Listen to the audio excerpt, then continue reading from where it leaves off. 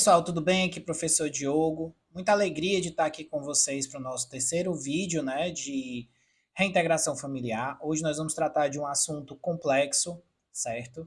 Um debate em alto nível, como vocês já estão acostumados no nosso curso, tá? Então vamos lá, sem mais delongas.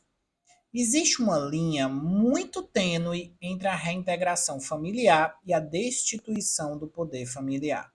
Né? Para quem não está tão acostumado aí com esses termos, a reintegração familiar é o retorno da criança para a sua família originária. E a destituição do poder familiar é quando você cessa juridicamente os vínculos entre essa família originária e essa criança, ou seja, a certidão de nascimento dessa criança não vai mais conter o nome dos seus pais, né? Então, a destituição do poder familiar ela é uma ação extremamente grave no sentido de que ela rompe juridicamente um vínculo, né, de maneira definitiva, tá? Existe um passo antes da destituição, que é a suspensão do poder familiar. A suspensão, como a gente pode entendê-la, ela é uma espécie de ponte, né? Então, esse poder familiar primeiro é suspenso, para a gente ver o que pode ser feito, para depois ele ser destituído, né? Esse é o caminho mais natural do ponto de vista jurídico. Só que nós temos aqui muitas questões que envolvem esse debate, e eu vou entrar num debate aqui, pessoal, que ele não é uma receita de bolo, né, como eu já falei, não é quem está certo, quem está errado, mas é a necessidade técnica do olhar profissional de qualidade para poder avaliar isso, tá? O que acontece?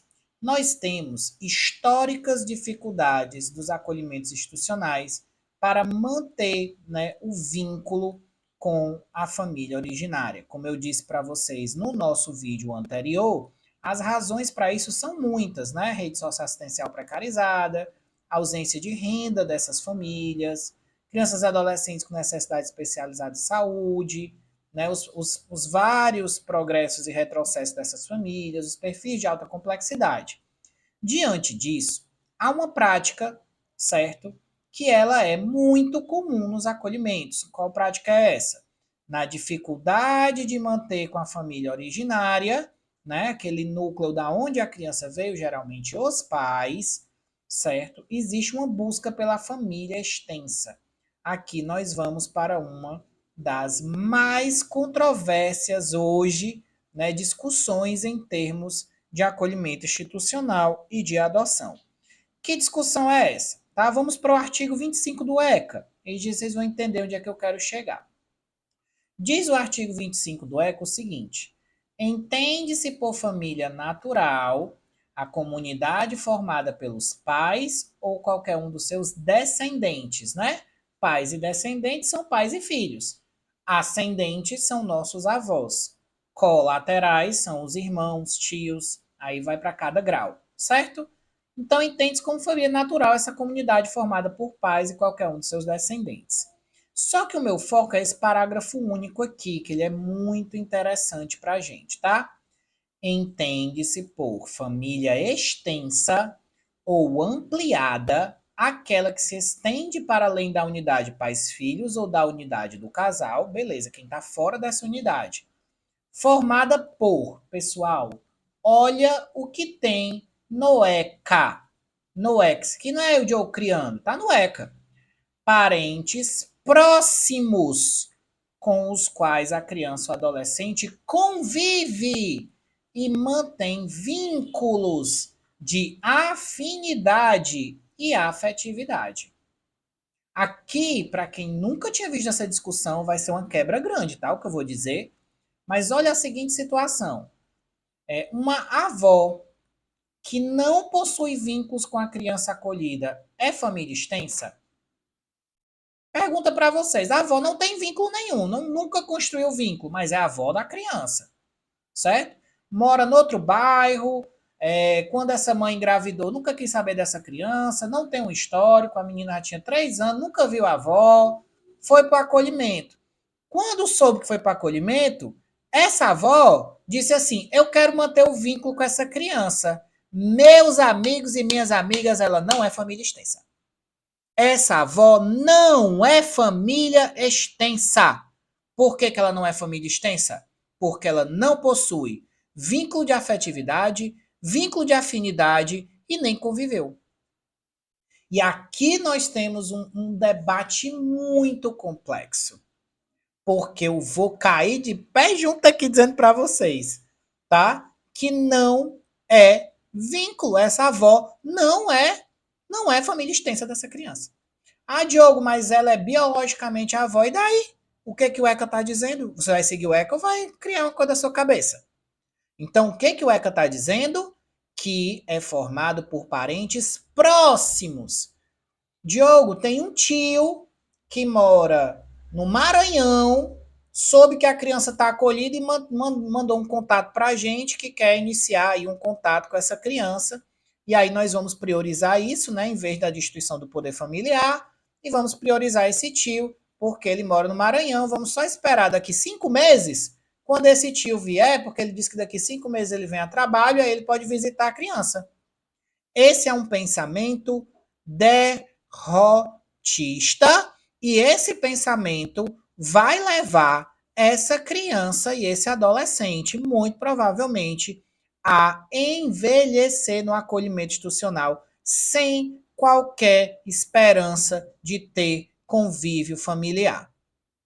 E essa aula ela é necessária, ela é importante, porque senão a gente vai ter uma cultura da institucionalização que fica tentando de todas as formas enfiar essa criança em uma família extensa, que não é família extensa, porque meus amigos está aí no ECA, não é o Diogo que está inventando. Avó, tio, primo, sobrinho, irmão, se não conviveu com a criança, não teve contato e não tem vínculo, não é família extensa. Diogo, você está se alterando. Não estou me alterando.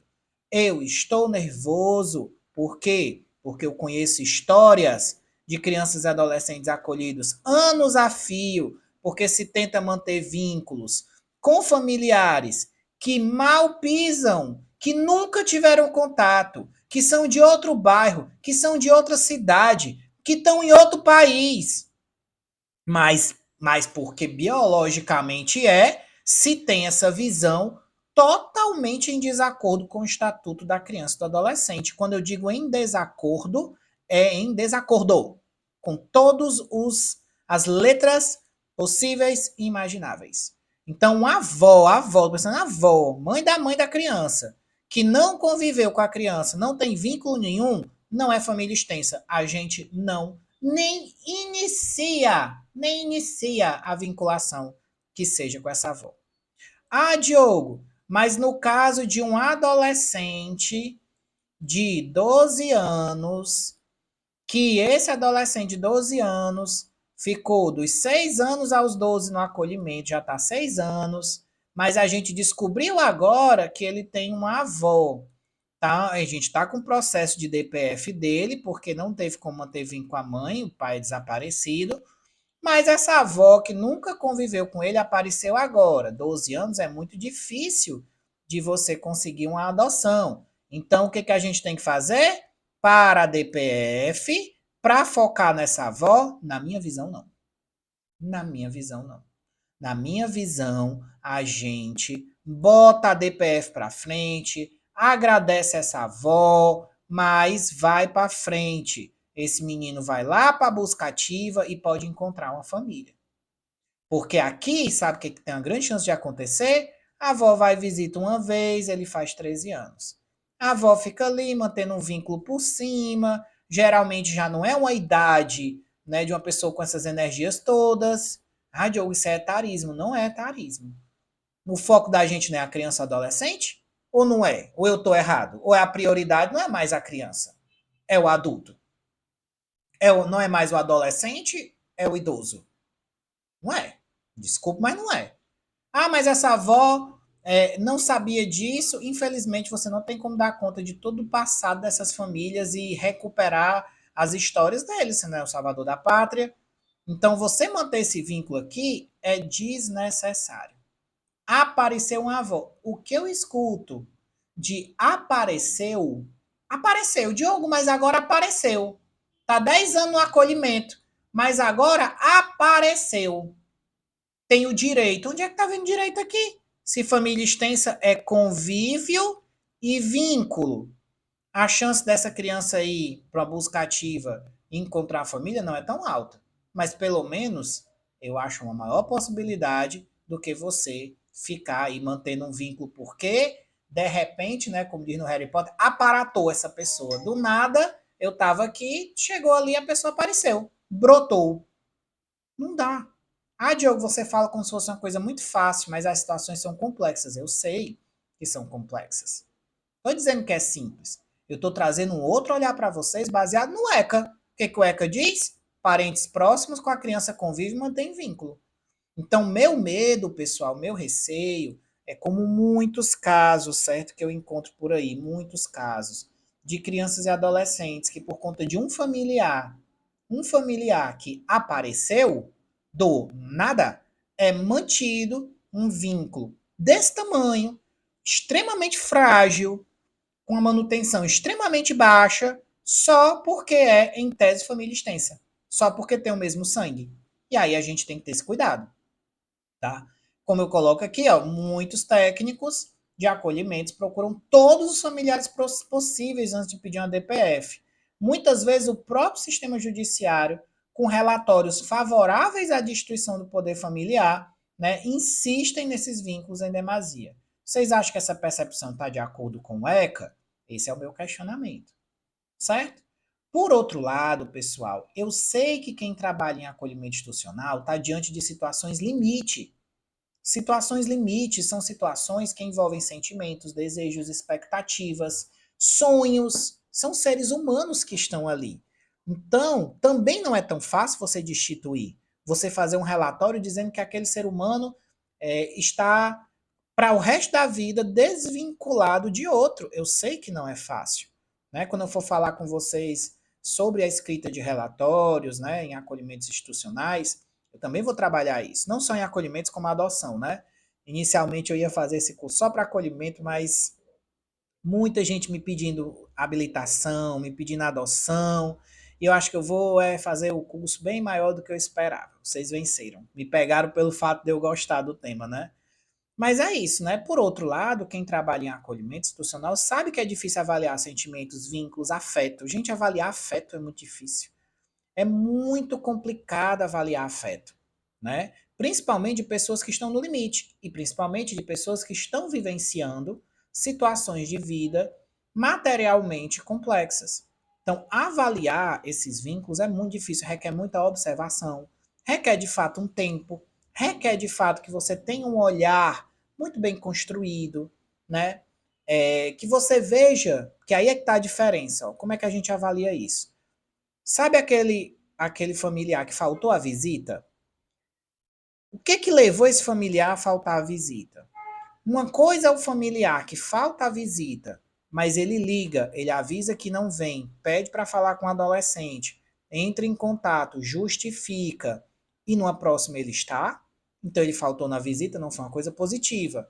Mas ele justificou, ele procurou. E aquele profissional que, aliás, aquele familiar que ele falta na visita, passa uma semana, aí ele manda uma mensagem. Ou nem manda, é você que vai atrás para saber o que aconteceu. E ele não tem uma justificativa plausível. Não é porque eu esqueci, não é porque eu tinha uma coisa ou outra para fazer, entendem? E aí quando você vai juntando as situações, você vai construindo uma visão mais sólida sobre que vínculo é esse que tá sendo produzido, né? Que afeto é esse que não avisa que foi? Ah, Diogo, você está partindo de um modelo de afeto. Não, gente, alguma coisa a gente tem que se basear. Porque, olha, eu sou assistente social, eu leio os textos do serviço social, eu entendo a crítica que o serviço social faz a todos os processos macrosociais da sociedade capitalista, da desigualdade social. Sou professor disso, né? Sou professor disso. Mas, mesmo sendo professor disso, eu reconheço que se a gente trabalha em espaços que estão envolvidos sentimentos, sentidos e significados, a gente precisa ter um olhar também individual. Não só coletivo, mas também individual. Óbvio, a psicologia é muito mais elaborada para isso. Por isso que nós geralmente trabalhamos em equipe, né? Avaliação de vínculos, desse cuidado. De fato, os psicólogos têm um arcabouço teórico maior do que, por exemplo, os assistentes sociais. Mas, às vezes, muitos de nós, assistentes sociais, né, a gente fica numa retórica de que tudo é culpa da sociedade, certo? E aquele indivíduo ali dentro, ele sempre será a vítima da sociedade. E aí, ao falar isso, eu não estou representando um discurso conservador, tá? Eu estou dizendo que, por mais que esse indivíduo tenha sofrido tudo isso, tem uma criança acolhida que precisa ser respondida à situação dela. Então, a gente vai fazer tudo para que essa família possa reintegrar. Mas a partir do momento que não dá, não dá. Tem que se ter algum tipo de parâmetro. Se você não tem parâmetro, se você vai ficar sempre vendo o discurso de que a sociedade é desigual, a culpa é das políticas sociais, também chega no limite. Porque, de fato, a sociedade é desigual. De fato, a culpa é das políticas sociais serem inexistentes, fragilizadas. Mas ainda assim você tem uma situação. Ainda assim a criança está lá todo dia dentro do acolhimento. E aí?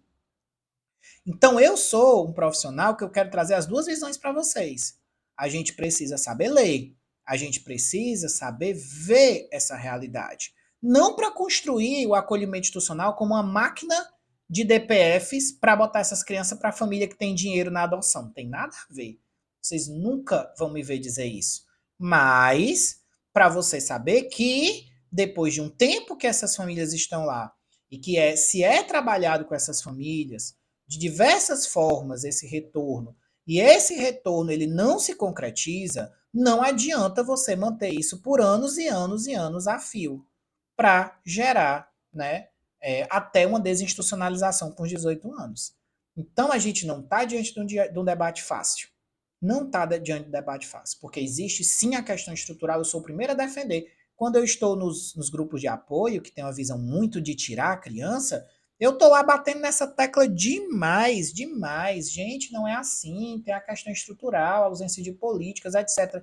Mas também tem a manutenção do vínculo com familiar sem afinidade, sem afetividade nenhuma, há anos a fio.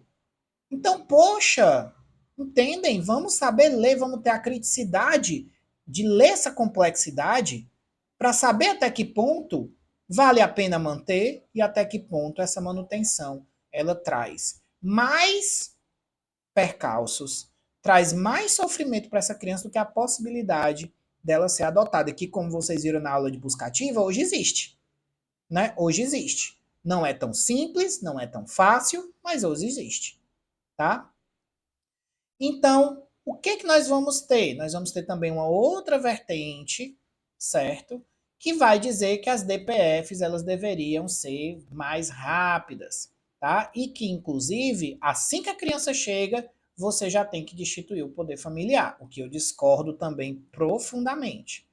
Então, eu acredito que é possível a gente conseguir construir nessa linha muito tênue entre reintegração e destituição, a gente construir uma lógica, né? A gente construir um cada caso é um caso, a gente construir uma forma de se observar a construção desses vínculos, a gente conseguir ver onde tem convívio, onde tem afeto e onde não tem, que não se revela do dia para a noite. Isso é um processo que nós vamos acompanhando de pouquinho em pouquinho, mais um processo, tá? Mais um processo. E aqui estamos diante, né, de uma discussão bem complexa, mas que a gente tem que seguir. Como os profissionais podem tomar melhores decisões relativas à manutenção e destituição do poder familiar? Então, se você sentiu, meu Deus, Diogo, que discussão complexa. Estou no meio de uma discussão que, nossa senhora, como é que eu posso avaliar isso? Para mim, o grande passo é a capacitação. É o que vocês estão fazendo aqui comigo hoje, tá? E aí eu vou citar aqui para vocês a leitura, né, de alguns documentos básicos. O primeiro, orientações técnicas para o serviço de acolhimento de crianças e adolescentes, a tipificação nacional dos serviços socioassistenciais, tudo isso está no drive de vocês.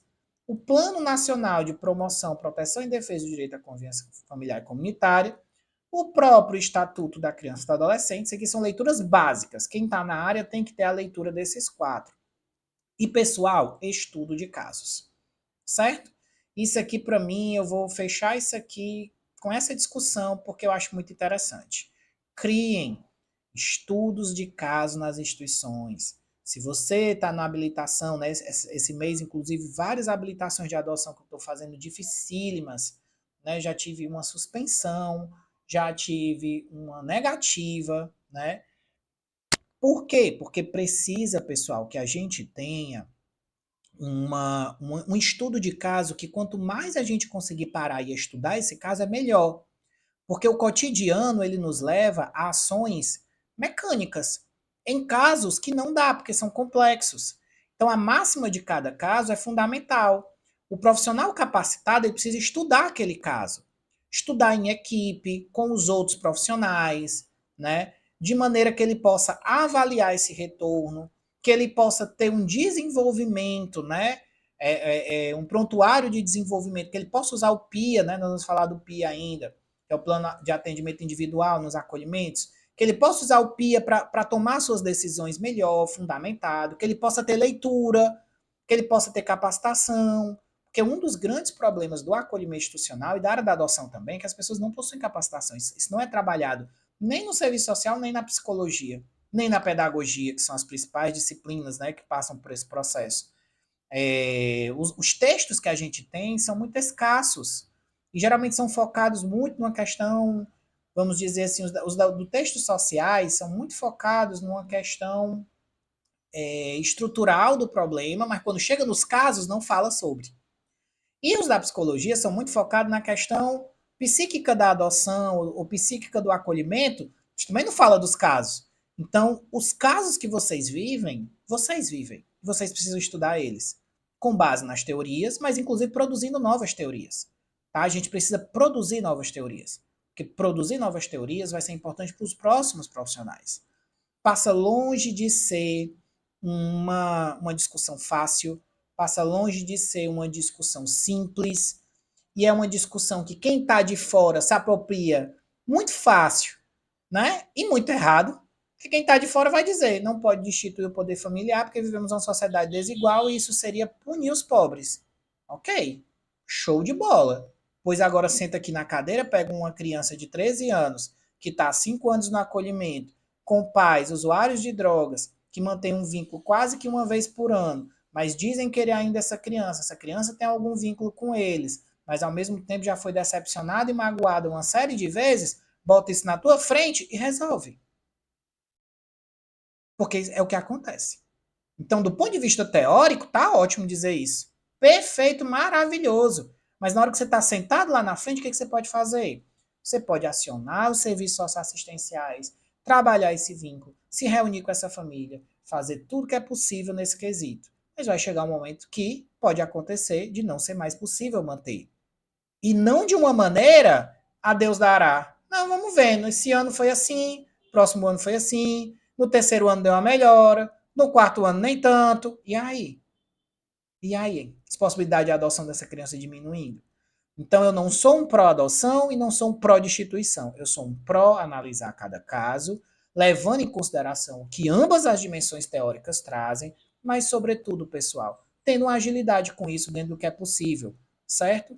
E inclusive, linkando-se ao estatuto da criança e adolescente. Será que a busca da família extensa, sem fim, é o caminho?